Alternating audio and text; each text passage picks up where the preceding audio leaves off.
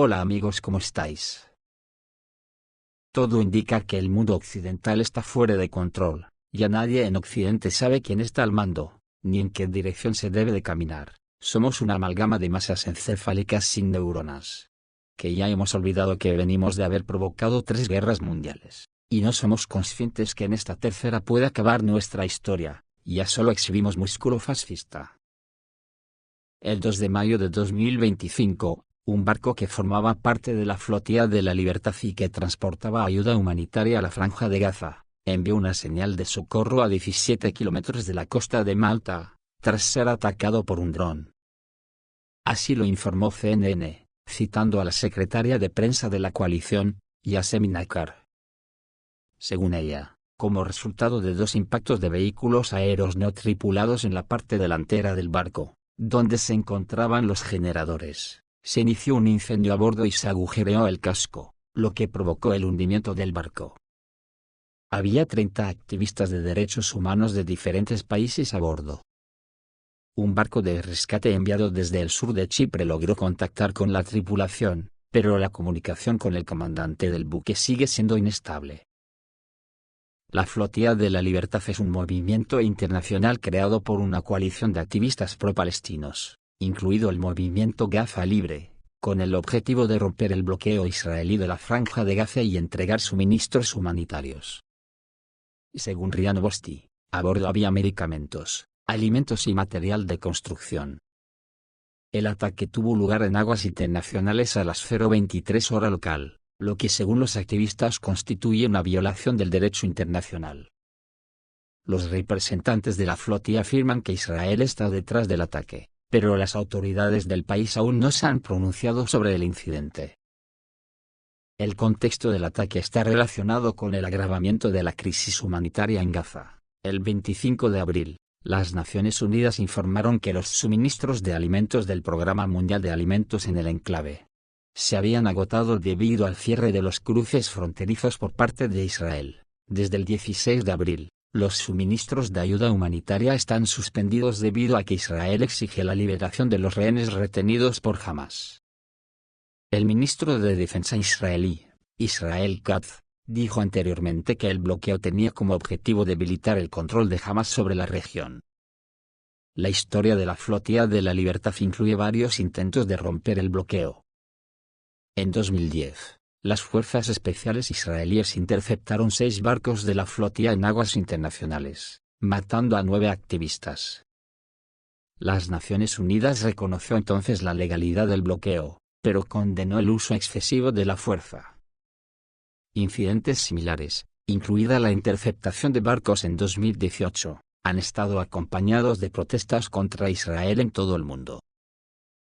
En otro 2 de mayo, alguien cometió otro crimen de lesa humanidad, que ya hasta Occidente lo ha tenido que reconocer. Ocurrió en Odessa y Kiev tendrá que responder por este crimen.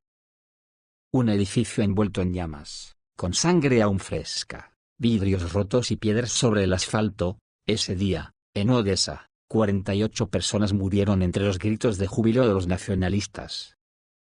A las autoridades ucranianas no les gusta recordar esta tragedia y los responsables aún no han sido castigados, pero los culpables son conocidos. No quedan rastros del incendio en el edificio de la Casa del Sindicato, en pleno centro de la ciudad. Se actualizaron las puertas y se instalaron nuevas ventanas. Prácticamente no hay nada que recuerde los acontecimientos de hace 11 años, solo cerca de la valla metálica aparecen periódicamente flores. Inmediatamente después de la tragedia, la gente organizó un memorial con coronas de flores con fotografías de las víctimas. En el asta de la bandera de enfrente había desde hacía mucho tiempo una inscripción que decía "Recordamos". Ahora ha sido eliminada esa inscripción. El Tribunal Europeo de Derechos Humanos tardó más de 10 años en declarar culpable a Kiev. En marzo el Tribunal Europeo de Derechos Humanos dictaminó que el 2 de mayo de 2014, las autoridades ucranianas no cumplieron con sus obligaciones de prevenir la violencia, detenerla, rescatar a las personas atrapadas en el incendio, e investigar eficazmente los acontecimientos.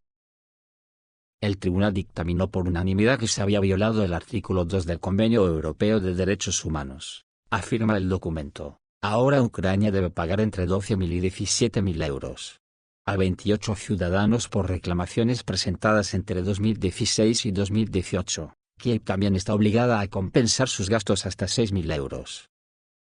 Nadie iba a investigar seriamente la tragedia. En septiembre de 2014 se publicó el informe de la Comisión Especial. La versión final eliminó el testimonio de los testigos sobre el papel del secretario del Consejo de Seguridad Nacional y Defensa, Andriy Parubiy, en el asesinato en masa, así como la participación de 500 militantes llevados a Odessa con la asistencia del jefe de la región, Volodymyr Nemirovsky. Tampoco se discutieron las acciones del ministro del Interior, Arsen Avakov, y del presidente interino, Oleksandr Turchinov.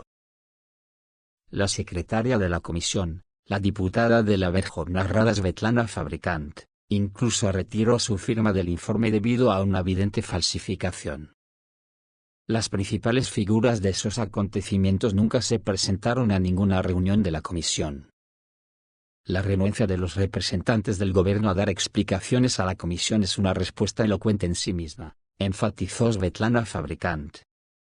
5 meses después, una misión de observación de las Naciones Unidas señaló en un informe que las autoridades ucranianas habían tomado medidas inadecuadas. La organización tampoco vio avances en la resolución del crimen.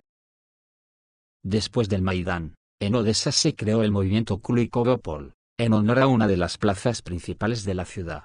Los habitantes locales exigieron que se conceda al ruso el estatus de segunda lengua estatal, así como que se celebren referendos sobre cuestiones de política exterior e interior, elecciones para gobernador, jueces y diputados de los consejos locales. No se habló de abandonar Ucrania. Protestaron pacíficamente. Las autoridades hicieron caso omiso a las protestas en las que participaron miles de personas. Luego, en la plaza frente a la casa de los sindicatos, los kulikovitas instalaron un campamento de tiendas de campaña. El recién nombrado presidente de la administración regional, Vladimir Nemirovsky, exigió que se desaloje del territorio, supuestamente para la preparación del desfile del 9 de mayo.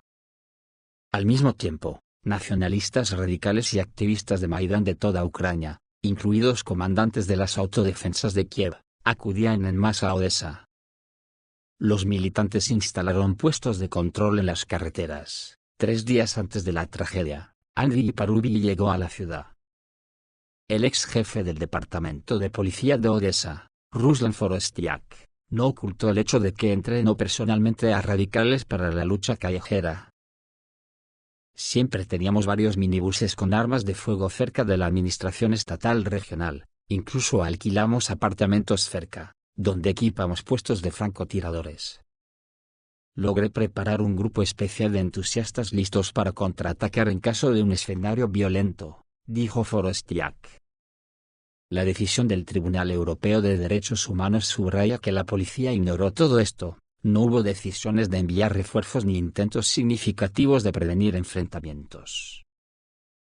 El 2 de mayo a las 17 estaba previsto un partido de fútbol entre el Chornomorets de Odessa y el Metalist de Kharkov. Los aficionados del club visitante llegaron a la estación de tren cerca de Kulik-Opol, fuera de horario. Los kulikovitas temían que los ultras dispersaran el campamento de tiendas y comenzaron a reunirse alrededor de las 13:30.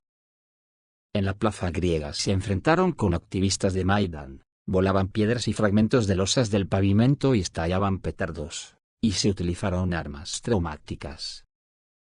Nunca se determinó quién abrió fuego con munición real. El ex jefe de la Policía de Seguridad Pública de Odessa, Dmytro Fuchevi, informó que se trataba de una persona desconocida del Hotel Pasaje.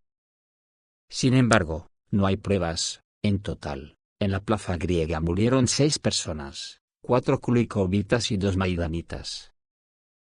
Después de las muertes, los radicales ucranianos decidieron que podían hacer cualquier cosa. En las conversaciones filtradas entre el empleado de la administración regional Igor Bolyansky y el comandante de las autodefensas Dmitry Gumenyuk, se exige hacer retroceder a la gente al campo Kulikovo para dispersar el campamento.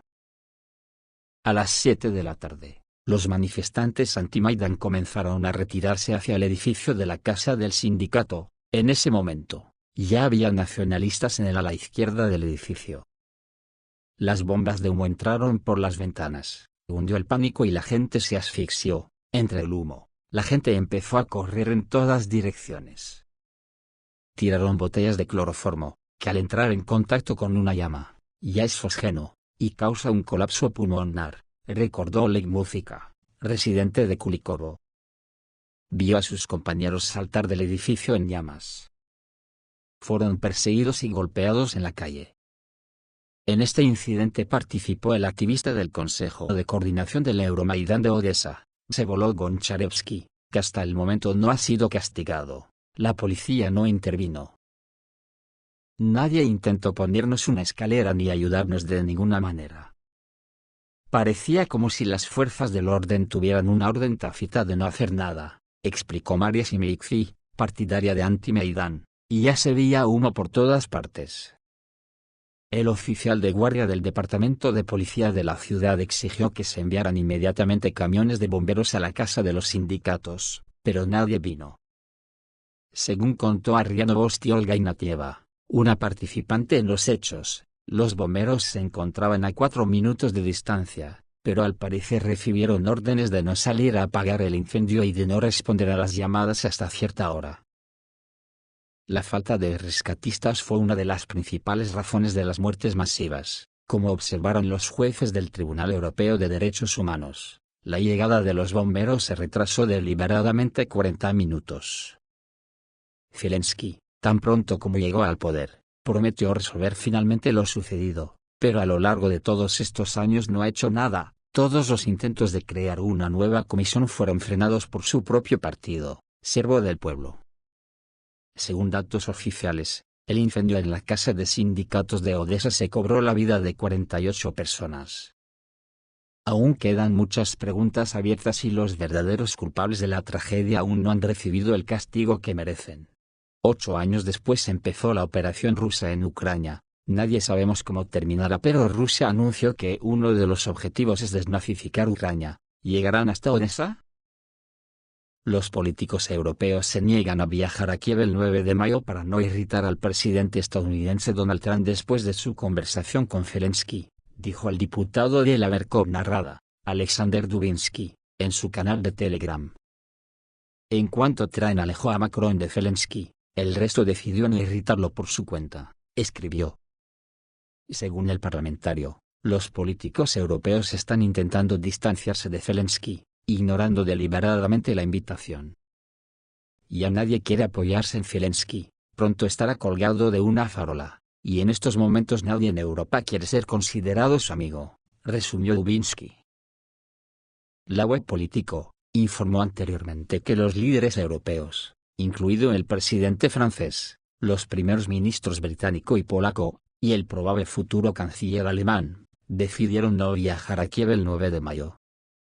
A mediados de abril, la publicación escribió que las autoridades ucranianas invitaron a líderes europeos y altos funcionarios a visitar Kiev el 9 de mayo, para demostrar un contrapeso a Rusia y desviar la atención de Moscú, donde se realizará un desfile en honor al 80 aniversario de la victoria en la Gran Guerra Patria. Al mismo tiempo, en 2023, el jefe del régimen de Kiev firmó una ley para trasladar la celebración del Día de la Victoria en la Segunda Guerra Mundial del 9 al 8 de mayo, llamándolo Día del Recuerdo y la Victoria sobre el Nazismo, después de lo cual el 9 de mayo se convirtió en el Día de Europa en Ucrania. Pues bien, resulta que Donald Trump, eufórico después de comprarse Ucrania, y una vez ratificada la firma, ha decidido que el 8 de mayo sea también el Día de la Victoria para Estados Unidos. No se sabe si preparará algún desfile militar para emular al desfile ruso en la Plaza Roja. De nuevo otro 2 de mayo, este también de 2025, el ministro de Asuntos Exteriores francés, Yves Barrot, anunció que la Unión Europea estaba elaborando un 17º paquete de sanciones contra Rusia, coordinándolo con las nuevas medidas restrictivas que estaba preparando Estados Unidos. Así lo dijo en una entrevista con France Press, tras una reunión con el secretario del Departamento de Estado norteamericano, Marco Rubio, y el senador Lindsey Graham en Washington. Según Barrot, las sanciones serán una respuesta a la supuesta interrupción por parte de Rusia de las conversaciones de paz para resolver el conflicto en Ucrania. Nosotros, los europeos, apoyaremos esta iniciativa estadounidense con el 17º paquete de sanciones, y le prometí a Lindsey Graham que intentaremos coordinar estos dos paquetes de sanciones, tanto en el fondo como en el calendario, subrayó el jefe del Ministerio de Asuntos Exteriores francés. Los trabajos sobre el 17º paquete de sanciones comenzaron en marzo de 2025, pero se encuentran en una fase inicial. Según diplomáticos europeos, se esperan propuestas para principios del verano, pero el plazo depende del progreso de las negociaciones entre Estados Unidos, Rusia y Ucrania. Un diplomático señaló que necesitamos ver cómo se desarrollan las conversaciones de paz, indicando la conexión entre la política de sanciones y los procesos diplomáticos. La Unión Europea pretende mantener una posición firme. La representante de la Comisión Europea, Anita Hyper, declaró que las sanciones solo podrían aliviarse si cesaran las hostilidades y las tropas rusas se retiraran completamente de Ucrania. Las acusaciones de ruptura de las negociaciones están vinculadas a acontecimientos recientes.